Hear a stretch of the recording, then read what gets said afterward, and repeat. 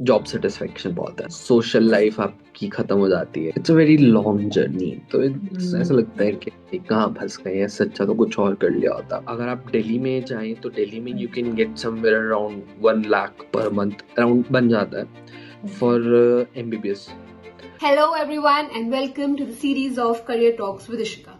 इस सीरीज का main purpose ये है कि हम स्टूडेंट्स की करियर जर्नीज को उनके लिए इजी बनाएं by calling experts from different fields जो कि उस फील्ड के बारे में हर चीज शेयर करेंगे, starting with best colleges, entrance exams, job prospects, उस फील्ड के चैलेंजेस क्या हैं, आप कैसे उस फील्ड में प्रॉस्पर कर सकते हो। Everything will be shared in this podcast. Today we have with us doctor Avjot Singh, जिन्होंने अपनी MBBS doctor Rajendra Prasad medical college से कंप्लीट की है and currently he is working in a private hospital. He will be talking about the best colleges, NEET UG और NEET PG का exam structure क्या रहता है, उनको क्रैक कैसे करना है और क्या जॉब ऑप्शंस खुल जाती हैं after completing your MBBS. He will also discuss about salaries, specializations that you can pursue, and challenges that students face in this field and how to overcome them.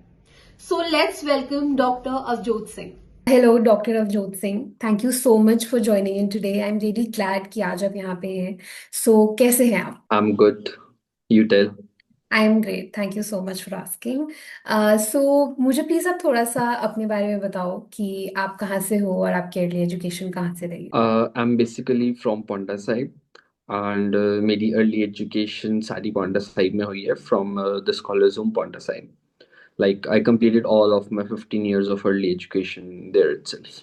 Okay, that's great.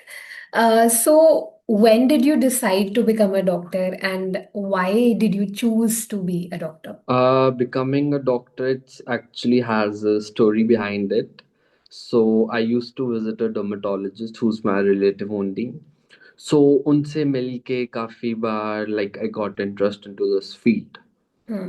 And plus मेरे को कभी non med नहीं करना था. So Okay. फिर I was into it completely. Right. So आपने NEET की preparation करनी कब स्टार्ट करी एंड आप स्टूडेंट्स को क्या सजेस्ट करोगे कि आइडियल टाइम क्या होना चाहिए नीट की प्रिपरेशन स्टार्ट करने का। मैंने अपनी प्रिपरेशन 11th 12th में स्टार्ट करी थी. Like okay. Completely focused from 11th. उससे हम्म। पहले कोई फायदा भी नहीं है कोई प्रिपरेशन स्टार्ट करके. इट्स बेस्ट आप 11th 12th से स्टार्ट करो एंड कंप्लीटली अपना बेस बनाओ अच्छे से and then you go on. Okay. And या कोचिंग इंस्टीट्यूट ज्वाइन करना it's must.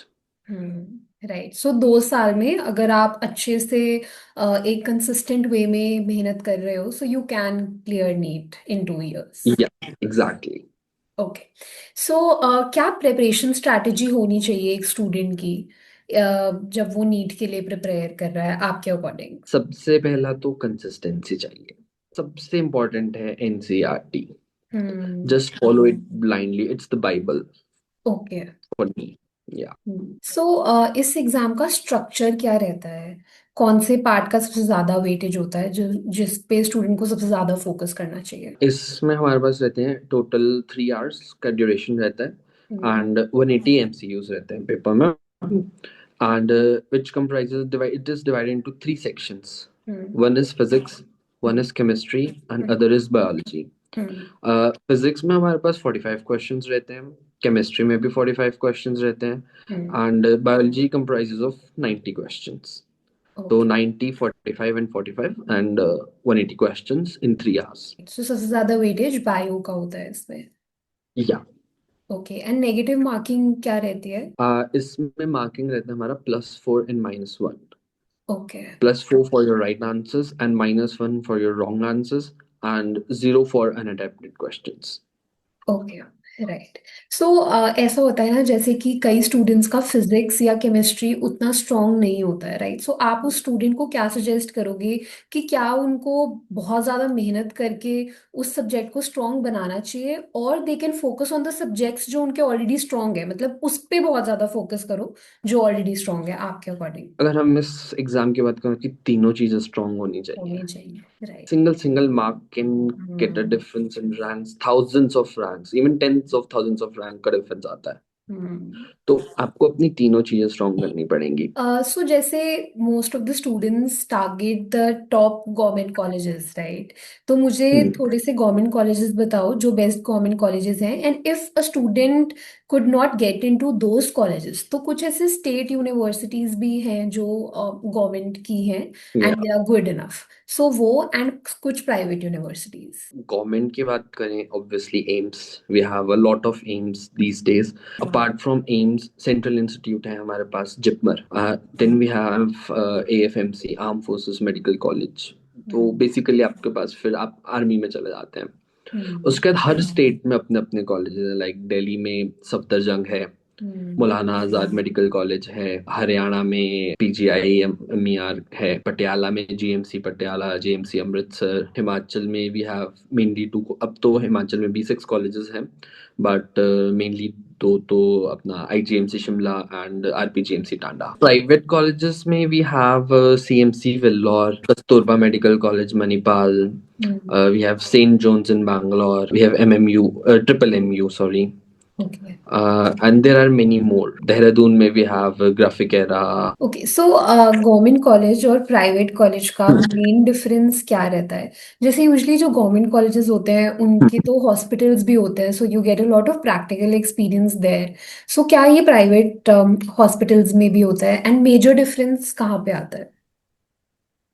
Look, medical college है तो first and foremost thing with the medical colleges, they need to have an hospital या। attached with them, or they have to have any contact with any private hospital to for practical exposure. अब government और private में हम difference की बात करें तो basically fee structure में huge gap, like it's unimaginable gap in the fee structure. उसके बाद वर्कलोड गवर्नमेंट में काफी रहता है, तो आपको एक्सपोजर ज्यादा मिलता है। तो आप एक आइडिया दे सकते हो कि प्राइवेट कॉलेजेस में एक आइडिया हम्म। कितना फीस एक स्टूडेंट का फाइव ड्यूरिंग द 5 years लग जाता है? हम प्राइवेट कॉलेजेस का फी स्ट्रक्चर जो है, it starts from 6 to 10 lakhs per annum and it goes up to 20 to 25 lakhs per annum. तो अराउंड आप मान के चलो 60 लाख से 1.5 CR के बीच में रहता है, depending on colleges to colleges. That's a huge amount. Government की बात करें हम तो in central institutes like AIIMS, your fees is around 5,000 rupees per year, and in state colleges it is around 50,000 per year. So just imagine 50,000 and more than 10 lakhs. It's a huge difference. सो जैसे for example let's say कि एक student एक private college की university की fees afford कर सकता है, right? And उसको किसी गवर्नमेंट कॉलेज में नहीं मिला admission, so what would you suggest? क्या उसको किसी प्राइवेट यूनिवर्सिटी में चले जाना चाहिए, और he should give another attempt based on कि वहां पे पढ़ाई कैसी हो रही है एंड एवरीथिंग, एनवायरनमेंट वगैरह? If he can afford it, तो हम्म। ठीक है, चले जाना चाहिए। थोड़ा सा लोगों के मन में स्टिग्मा रहता है कि उन्होंने प्राइवेट से की है तो ये नहीं हो, ऐसा कुछ नहीं है। Okay. Private colleges are at almost at the same level as the government colleges. हम्म। एक बार कॉलेज में आप चले गए फिर तो कम्प्लीटली स्टूडेंट के ऊपर है कि उसने कैसा परफॉर्म करना है। सो बहुत बार ऐसा होता है कि स्टूडेंट्स को बेस्ट गवर्नमेंट कॉलेजेस नहीं मिलते हैं, जैसे एम्स या MAMC, but they get into a good college, मतलब उनकी रेपुटेशन हम्म, फिर ठीक होती है जो colleges other than hmm. The top colleges मिलते हैं। तो आप क्या सजेस्ट करोगे कि क्या एक स्टूडेंट को उनमें एडमिशन ले लेना चाहिए या फिर एक दूसरा अटेम्प्ट देना चाहिए? मतलब जब ये कंफ्यूजन होती है एक स्टूडेंट को, तो how he should deal with it? अगर आपको कॉलेज मिल रहा है तो ले लो उसको, यू शुड नॉट स्किप। अब आप imagine, you can not guarantee कि आपको अगले साल, इमेजिन करो आपका इतना भी रैंक नहीं आया, फिर आप स्ट्रेस में जाओगे कि लास्ट ईयर तो मेरे को मिल रहा था, मैंने लिया नहीं। राइट, तो a student should take the chance जो उसको मिल रहा है, and he should not leave it. या एग्जैक्टली। ओके। सो आपने अपनी एमबीबीएस कौन से कॉलेज से करी है? I completed my MBBS from Dr. Rajendra Prasad Government Medical College, Tanda, also known as TMC, Tanda Medical College. Okay.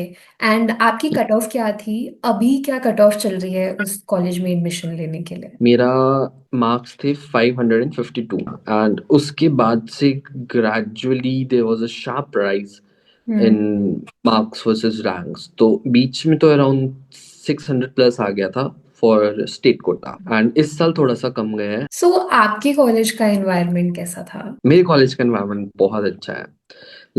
आपको पूरा क्लिनिकल एक्सपोजर बहुत अच्छा है, वहाँ पे टीचर्स बहुत अच्छे हैं, आपको अच्छे से गाइड करते हैं। आपके हम्म। सीनियर्स बहुत अच्छे हैं वहाँ पे।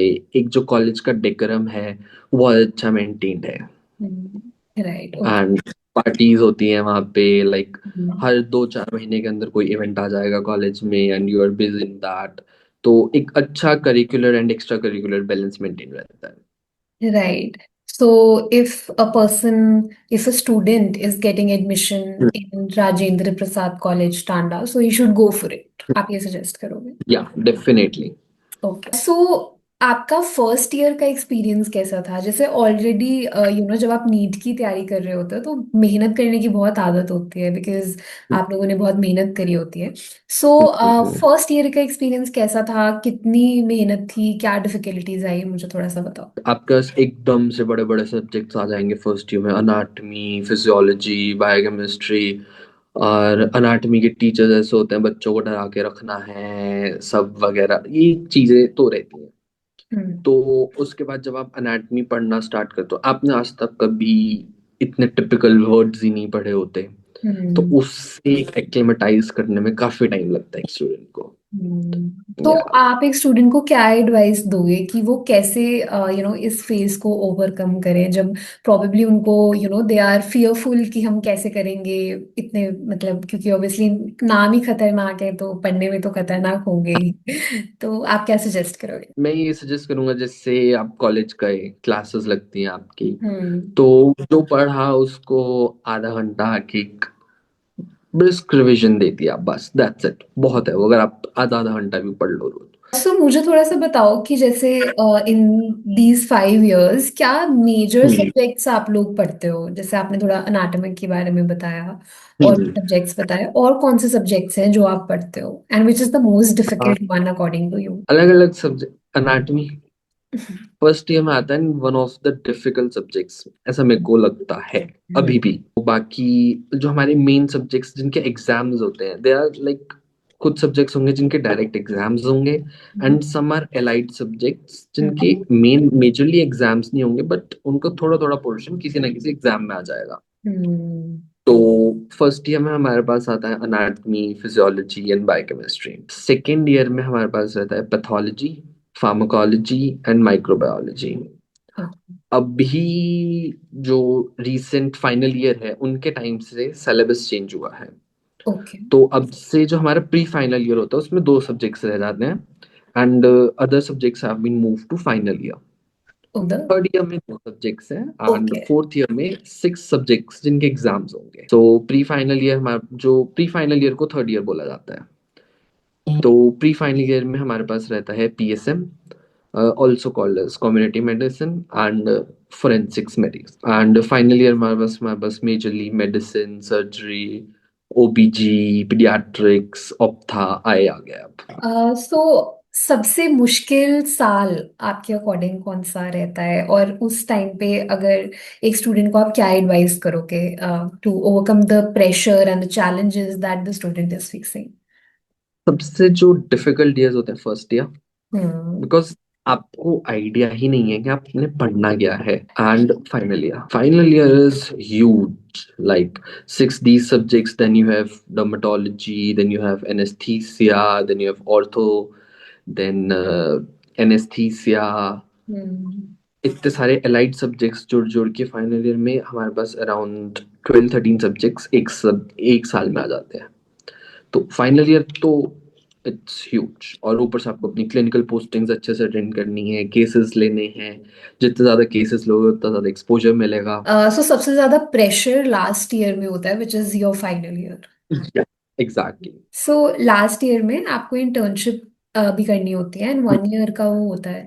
तो उस टाइम पे क्या प्रॉब्लम्स आती हैं? एंड क्योंकि आप गवर्नमेंट हॉस्पिटल में होते हो, सो आई थिंक जो किसी की ड्यूटी भी लगती है तो वो बहुत ज्यादा आवर्स की लगती है ना? I was listening to somebody, वो कह रहे थे कि हमें 12 घंटे, कभी 24 घंटे रेगुलरली वहीं पे ही रहना होता है। So what is your take on that? वहाँ पे कैसा प्रेशर होता है and how difficult it is? Pressure तो देखो रहता है। इसके बाद जैसे लाइक इंटर्नशिप के बाद हमें रेजिडेंसी करनी होती है, पीजी। तो हम्म। पीजी का एक अलग स्ट्रेस होता है। हम्म। तो उसका एक थोड़ा सा ओवरव्यू हमें इंटर्नशिप में मिल जाता है। Okay. अब कुछ डिपार्टमेंट्स होंगे, लाइक मैं डिपार्टमेंट का नाम नहीं लूंगा, मैंने 36 आवर्स भी ड्यूटी करी है। कुछ डिपार्टमेंट्स ऐसे होते हैं like we were only doing 9 to 5 job. Hmm. ये कंप्लीटली वेरी करती हैं चीजें फ्रॉम डिपार्टमेंट टू डिपार्टमेंट। जैसे आपने बोला कि डिफरेंट डिपार्टमेंट्स में आपको जॉब करना पड़ता है या इंटर्नशिप के लिए जाना पड़ता है, तो वो आप डिसाइड करते हो या वो आपके जो सीनियर डॉक्टर्स हैं वो डिसाइड करते हैं कि आपको इंटर्नशिप में किस डिपार्टमेंट में जाना जो हमारी इंटर्नशिप होती है that is completely of 365 days, 1 year। तो उसमें आपका सभी डिपार्टमेंट्स में आपको जाना होता है। है? इनकी जो जैसे कुछ एक तो होता है हमारा स्टेट कोटा, तो एंड एक होता है all India quota. All so India quota या उसके बारे में थोड़ा सा मुझे बताओ कि व्हाट इज दैट? इसमें हमारे पास रहता है 85% is for state quota and 15% is for all India quota. तो like if a college has 100 seats, so 85 of those seats will be filled by state merit and 15 of those seats will be filled by all India। मैंने ना एक research पढ़ी थी कि जो भी 17 years के स्टूडेंट्स होते हैं उनको बस एक वो जो डॉक्टर का टाइटल होता है वो बहुत ही ना अट्रैक्टिव लगता है, तो वो देख के इस प्रोफेशन में आ जाते हैं, but they don't understand the amount of pressure that they have to deal with. And then I was also reading this research by NMC, जिसमें लिखा था कि ड्रॉप आउट रेट्स जो हैं एमबीबीएस से वो बहुत इंक्रीज हुए हैं। तो क्या आपको लगता है कि ये दोनों चीजें कहीं ना कहीं लिंक्ड हैं?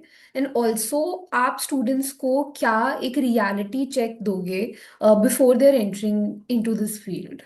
ये बात तो बिल्कुल सच है कि आजकल जब 16-17 ईयर्स के सबको लगता है डॉक्टर का टैग है, डॉक्टर बनेंगे। बट उनको आइडिया ही नहीं है कि इसके आगे की लाइफ क्या है। जो आप खाली टैग के पीछे भागो, इट्स कम्प्लीटली डिफरेंट। आपका एक तो सबसे पहले वर्क लाइफ बैलेंस बिल्कुल खत्म हो जाएगा एंड आपको लाइफ लॉन्ग लर्निंग के लिए कमिटेड रहना पड़ेगा। एंड लोग आपको रात को लिटरली 12-1 बजे भी उठाएंगे और आपको उठना पड़ेगा, यू कैन नॉट रिफ्यूज। तो ये चीज का तो लोगों को आइडिया ही नहीं है। You have to work for 24 hours, 36 hours. मैंने लोगों को इससे ज्यादा भी काम करते हुए देखा है, लाइक 2-2 3-3 दिन तक हॉस्पिटल में ही है, घर ही नहीं गए हैं। तो आपको एक ये चीज का भी आइडिया होना चाहिए कि खाली टैग नहीं, उसके पीछे जो मेहनत है दैट्स ह्यूमंगस। या ओके। एक स्टूडेंट ने जब अपना एमबीबीएस कर लिया है और उसको स्ट्रेट अवे एमडी के लिए नहीं जाना है, तो क्या करियर ऑप्शंस उसके पास ओपन हो जाते हैं जिनमें वो जा सकता है स्टूडेंट? आजकल तो बहुत सारे करियर ऑप्शंस अवेलेबल हैं, like you can get associated with any hospital and work there as resident medical officer. आप गवर्नमेंट की वैकेंसीज निकलती है फॉर मेडिकल ऑफिसर्स। आप आर्मी ज्वाइन कर सकते हैं as short service commission for 5 to 7 years का आपका रहता है आर्मी के साथ कॉन्ट्रैक्ट। उसके बाद there are options like ECHS.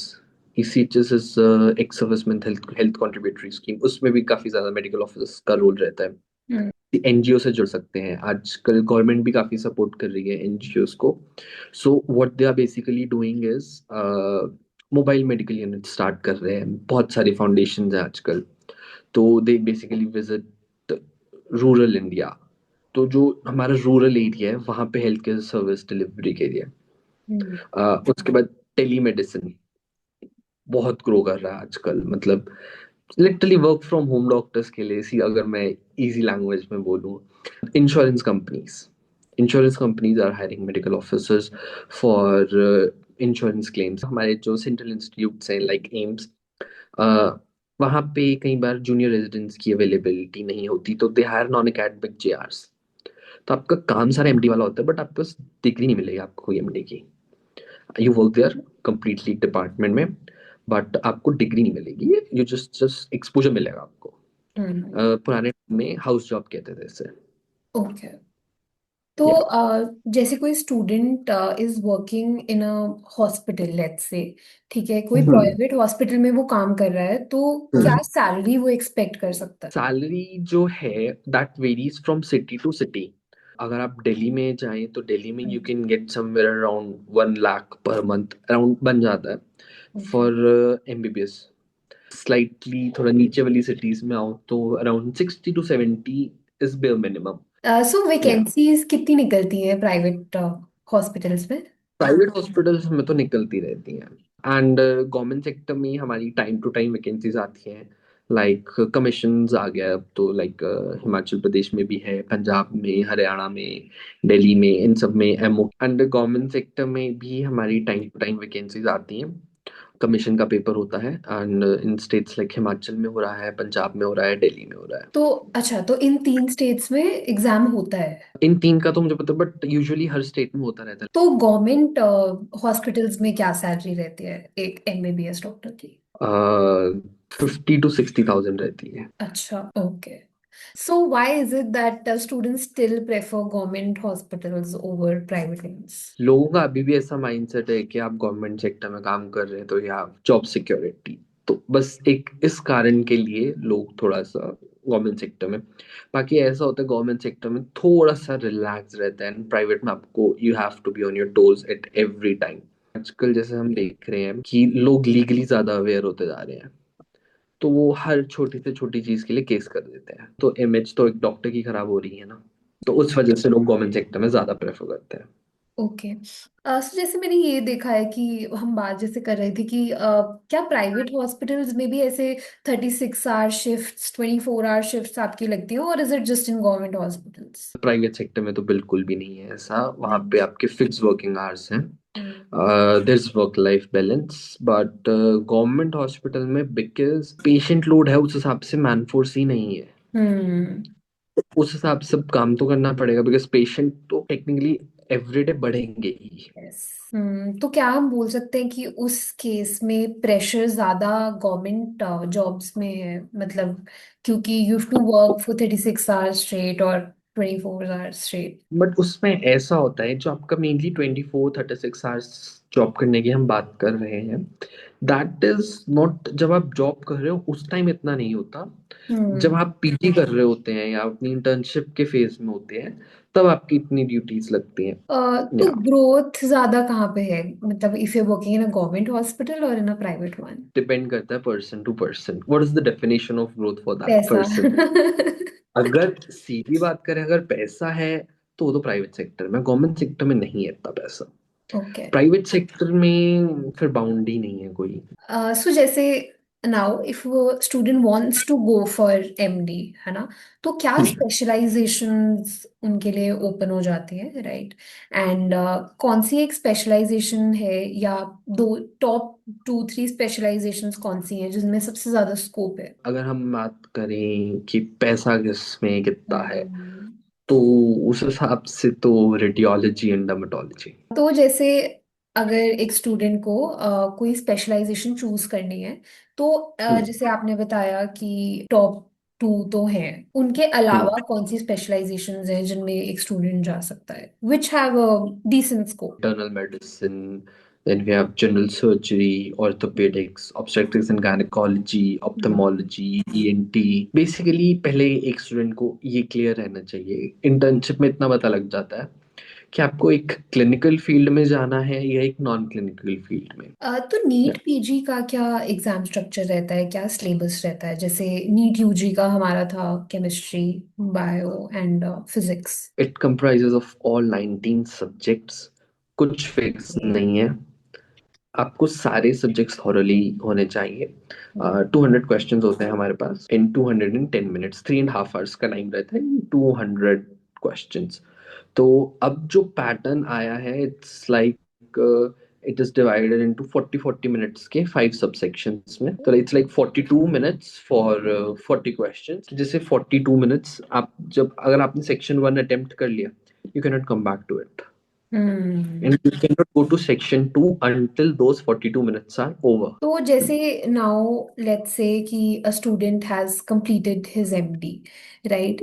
तो उसके बाद गवर्नमेंट हॉस्पिटल और प्राइवेट हॉस्पिटल में क्या डिफरेंस रहता है? मतलब हमने जैसे एमबीबीएस में बात करी। सैलरी डिफरेंस बहुत ज्यादा है, बिकॉज गवर्नमेंट सेक्टर में आपको अराउंड 1 to 1.5 लाख मिलेगा, ओके। एंड प्राइवेट सेक्टर में starting would be around 2 lakhs per month. उसके हम्म। बाद आपकी स्पेशलाइजेशन के ऊपर डिपेंड करेगा हम्म। And your skill. तो ये बहुत कॉमन है कि लोग केस कर देते हैं। आजकल बढ़ गया है, ओके। पहले नहीं होता था बट अब हम्म। बहुत कॉमन हो गया है। एक आजकल इशू ये भी रहता है ना कि अटैक ऑन डॉक्टर्स, तो हम्म। उसकी वजह से थोड़ा सा। तो डॉक्टर बनने के लिए बहुत ही ज्यादा मेहनत करनी पड़ती है एंड बहुत ज्यादा प्रेशर होता है, right? And a lot of times you have to struggle, you have to compromise in a lot of things. तो आपको क्या लगता है कि at the end of the day वो मेहनत वर्थ इट है? you're treating a patient and you just saved his life, और उसके जो अटेंडेंट्स का रिएक्शन होता है उसके बाद, इट्स मतलब वो जब वो चीज आपको सेटिस्फैक्शन मिलती है तो उसके आगे तो आपकी सारी सब चीजें वर्थ इट तो लगती आपको कभी ऐसा थॉट नहीं आया कि you know because you go through a lot of pressure, तो कभी कोई ड्रॉप है। आउट करने का या ये नहीं करना चाहिए था फील्ड, ऐसा कोई थॉट आया कभी? बिल्कुल आया है, बहुत बार आया है, कहाँ फंस गए हैं। Hmm. Like it's a very long journey, तो हम्म। ऐसा लगता है कि कहाँ फंस गए हैं, इससे अच्छा तो कुछ और कर लिया होता। हम्म। बिकॉज जब हम अपने स्कूल फ्रेंड्स को देखते हैं, दे आर अर्निंग फ्रॉम, वो तो 3 3 साल से वो कमा रहे हैं एंड वी आर लाइक अभी भी घर वालों से पैसे मांगने पड़ रहे हैं, बिकॉज अभी तक कमाना तो शुरू किया नहीं था। तो तब काफी ऐसा लगता है। One student should be prepared before entering into this field कि सिर्फ एक वो डॉक्टर के टाइटल से या जो रेप्यूटेशन है वो देख के मत आओ। बिकॉज डेफिनेटली वो बहुत अट्रैक्टिव है and it is very nice, but you have to go through a lot in this journey. Pressure होता है, आप सैक्रिफाइसेस करते हो, कभी कभी आपके फ्रेंड्स कुछ पार्टीज पे जा रहे होते हैं, आप नहीं जा पाते हो, right? And personal professional life भी थोड़ा सा सेपरेट करना इस प्रोफेशन में मुश्किल हो जाता है, I think. So a student should be prepared for all these challenges before entering into this field. Exactly, खाली एक डॉक्टर टैग सुन के उनको नहीं आना चाहिए, उनको हम्म। ये पता होना चाहिए कि भाई आपकी सोशल लाइफ एकदम ना के बराबर ना हो जाएगी, हम्म। आपका नॉन मेडिकल से इंटरेक्शन बहुत कम हो जाएगा एंड वर्क लाइफ बैलेंस की धज्जियां उड़ जाएंगी। हम्म।